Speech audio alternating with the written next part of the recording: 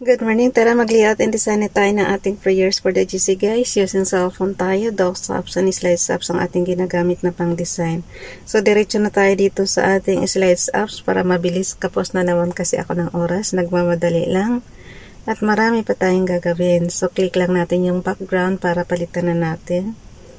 So, we have here. Pareho halos pala.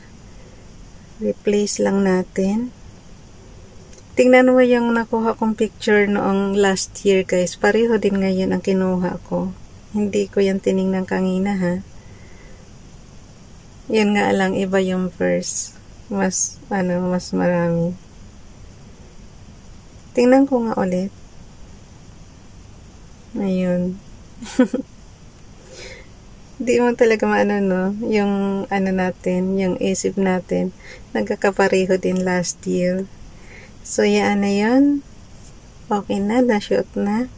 I-add lang natin yung ating image na ginawa today.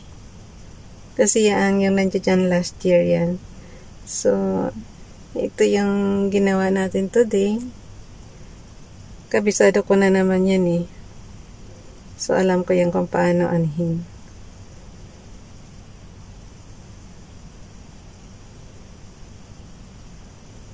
And then, i-dikit lang natin. So, pag alam nyo nang medyo pantay na, ibitawan nyo na. So, undo lang natin. Pag nagkamali, sandali lang. And then, ididikit lang natin. Kasi diba may pagitan pa sa gitna, so ididikit lang natin ng konti. Okay.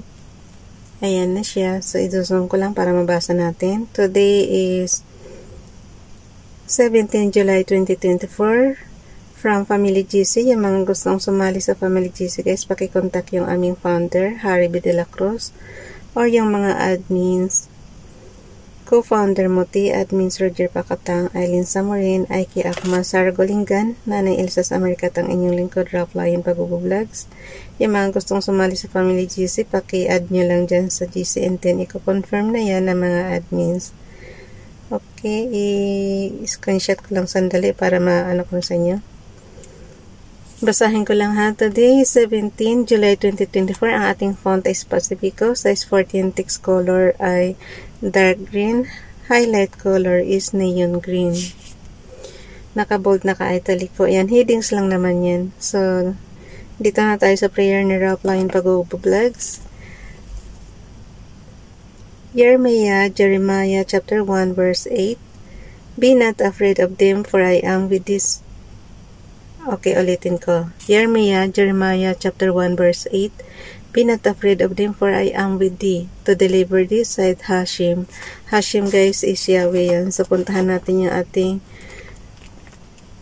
Jeremiah is Jeremiah chapter 1 verse 8. So, dito tayo sa chapter 1 verse 8. Hala, ang layo. Hindi ko pa kasi na ano ba yan? Ngayon pa ako nagbubuklat. Tingnan nyo na lang din guys sa inyong Biblia na ayon sa inyong naiintindihang ligwahe. So ako kasi ang ginagamit kong pang-translation is itong Magandang Balita Biblia. Dito tayo sa Jeremiah chapter 8, chapter 1 verse 8. Okay. Jeremiah chapter 1 verse 8. Okay. Huwag kang matakot sa kanila sapagkat ako'y kasama mo at iingatan kita. Akong si Yahweh ang nagsasabi nito.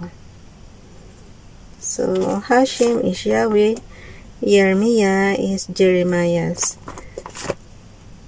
Tapos, dito naman tayo kay Princess Diane Channel. Finally, brethren, whatsoever things are true, whatsoever things are honest, whatsoever things are just, whatsoever things are pure, whatsoever things are lovely, whatsoever things are of good report, if there be any virtue, and if there be any praise, think of these things. Philippians chapter 4 verse 8.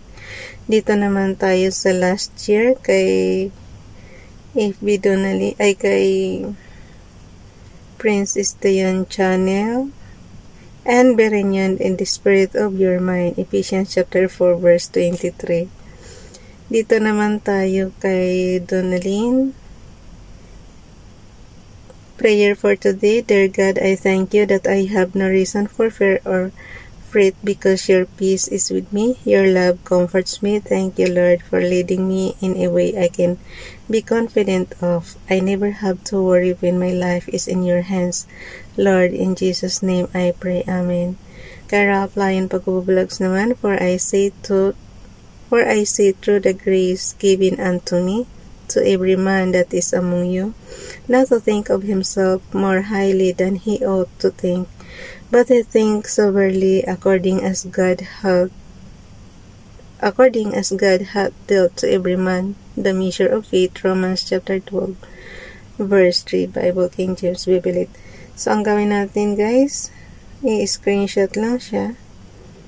Pagka alam mo namang pantay na yung left and right, ano nyo lang. Pag hindi nyo pa rin mabasa, i-zoom nyo na lang. So, okay na yan. Okay. So, punta na tayo sa gallery. Ang gawin natin is ika-crop lang natin. Pindutin lang natin yung graphics. And then crop. Edit. And then crop. Na-advance na naman ako magsalita ng commands.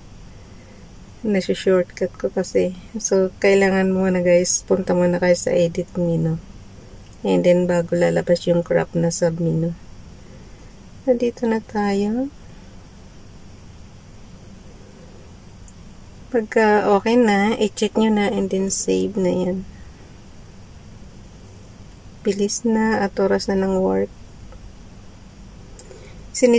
Sinisingit lang natin to guys ha. Pero kayo kung anong oras kayo magising, hindi naman ito compulsory kung anong gising ko sa madaling araw is yun din ang gising nyo. Kung pagising nyo, ang unahin nyo muna is mag-meditation kayo bago magtrabaho. So ako ganun ang ginagawa ko bago magtrabaho, bago oras ng trabaho, muna tayo, makipag-usap muna tayo kay Father God. So ang gawin natin is share natin to, but before that ilagay ko muna siya sa aking storage para may kopya ako. So, open lang natin tong prayers for the GC. Dito tayo sa accounting purposes yan. Thousands na ang records, ang files ko na to. Since 2021, isang file name lang ginagamit ko. Okay, dito tayo. Add natin plus image over cells tayo from photos. Yun lang naman pagkakaiba kasi may mga cell address yan, pero yung kung tutuusin pareho lang yan sa apps ng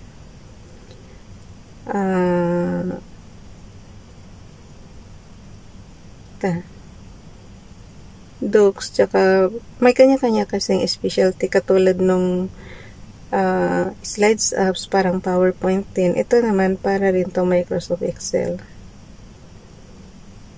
Okay. So, pag alam mo nang pasok na siya sa